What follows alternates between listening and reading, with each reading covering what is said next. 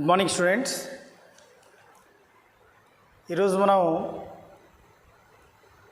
Nature and scope of political science, రాజనీతి శాస్త్ర స్వభావం మరియు పరిధి.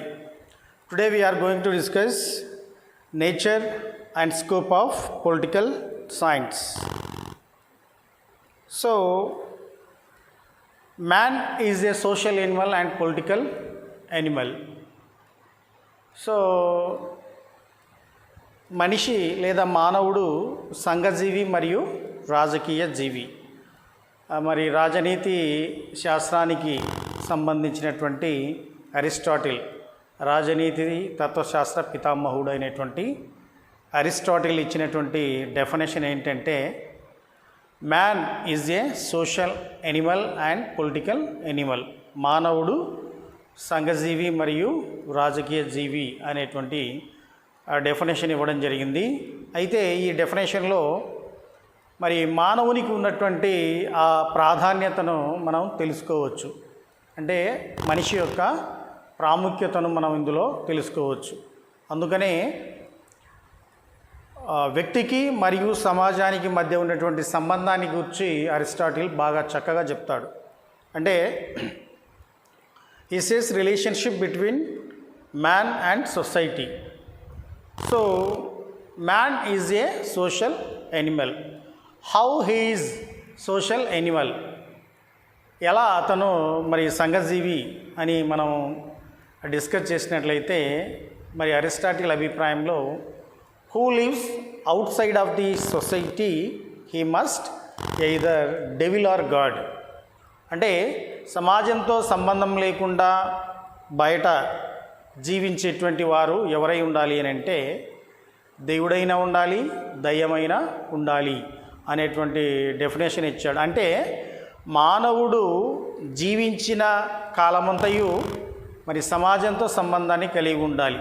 సమాజం లేకుండా వ్యక్తి లేడు, వ్యక్తి లేకుండా సమాజము లేదు. ఇవి అంటే సమాజము వ్యక్తిపై ఆధారపడి ఉంది, వ్యక్తి సమాజం పైన ఆధారపడి ఉంది అనేటువంటి విషయాన్ని అరిస్టాటిల్ చెప్పడం జరిగింది. అదేవిధంగా పొలిటికల్ ఎనిమల్ అని కూడా చెప్పాడు. ఎందుకంటే not only social Animal, he is also political Animal. అంటే మానవుడు సంఘజీవి మాత్రమే కాదు, రాజకీయ జీవి కూడా అనేటువంటి విషయాన్ని చెప్పడం జరిగింది. ఎందుకంటే మరి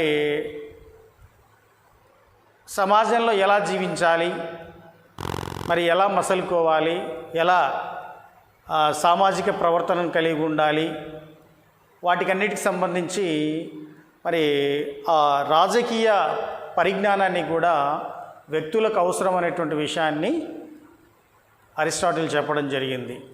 అయితే ఇక్కడ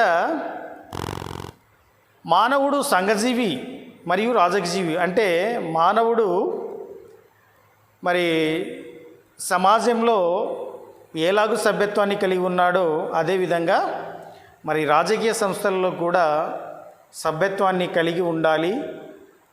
మరి సామాజిక కార్యక్రమాలలో తన వంతు భాగస్వామ్యంగా ఆ కార్యక్రమాల్లో పాల్గొనడం అనేటువంటిది సహజమైనది అనే విషయాన్ని చెప్పడం జరిగింది.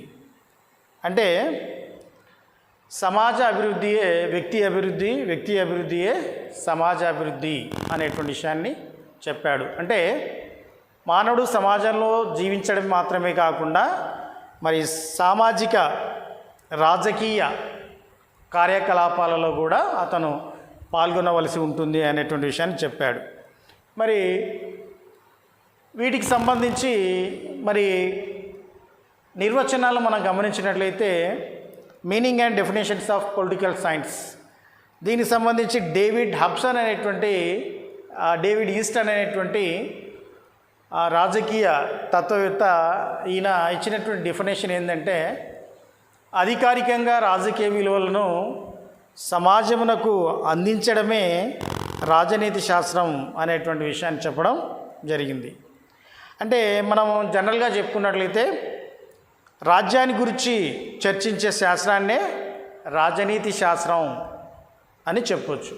అంటే రాజ్యం అంటే ఏమిటి, రాజ్యం యొక్క విధి విధానాలు, వీటన్నిటిని గురించి కూడా తెలియజేయనిదే రాజనీతి శాస్త్రంగా మనం చెప్పుకోవచ్చు. ఇకపోతే మరి రాజనీతి శాస్త్ర స్వభావం మరి లక్షణాలు, nature and characteristics of political science.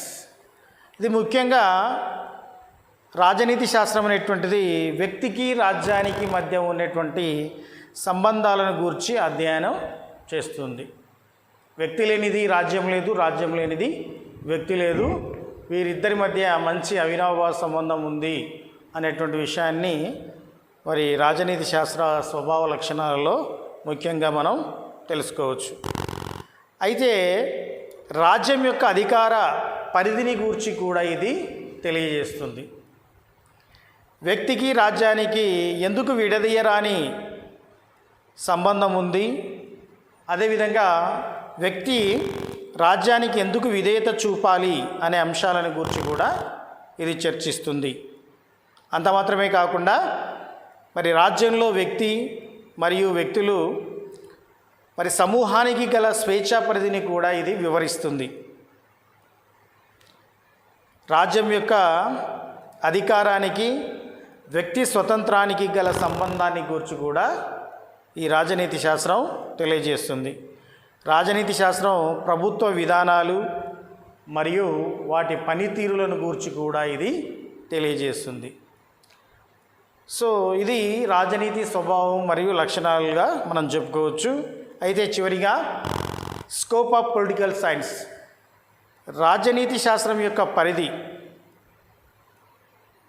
ఈ రాజనీతి శాస్త్రం యొక్క పరిధిని మనం చూసినట్లయితే ఈ రాజనీతి శాస్త్రం యొక్క పరిధి అనేటువంటిది చాలా విస్తృతమైనది.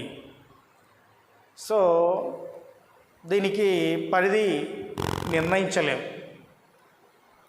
రాజనీతి శాస్త్రం మరి రాజకీయ భావాలైనటువంటి రాజ్య విధేయత, శాసనము, నీతి, హక్కులు, విధులు, ప్రజాస్వామ్యము, లౌకిక తత్వము, సామ్యవాదము వంటి విషయాలను గురించి కూడా ఇది తెలియజేస్తుంది. ముఖ్యంగా ఇది ప్రధానంగా చూసినట్లయితే రాజనీతి తత్వవేత్తలు రూపొందించినటువంటి సిద్ధాంతాలను ముఖ్యంగా ఇది వివరిస్తుంది. రాజనీతి శాస్త్రం ప్రధానంగా రాజ్యంలో గల రాజకీయ సంస్థలు, వాటి ఏర్పాట్లు, వాటి యొక్క నిర్వహణ విధానము, లక్ష్యాలు, విధులను గురించి కూడా ఈ రాజనీతి శాస్త్రం మనకు తెలియజేస్తుంది. రాజ్యంలో జీవించేటువంటి వ్యక్తులు, వారి యొక్క హక్కులు, వారి యొక్క విధులు, వాటి యొక్క ఆవశ్యకతను గురించి కూడా రాజనీతి శాస్త్రం మనకు తెలియజేస్తుంది. మరి రాజనీతి శాస్త్రం తులనాత్మక అధ్యయనాలను గురించి కూడా ఇది వివరిస్తుంది. సో ఇది మరి రాజనీతి శాస్త్రం యొక్క స్వభావము మరియు లక్షణాలు, పరిధి. So this is about nature and scope of political science. Thank you.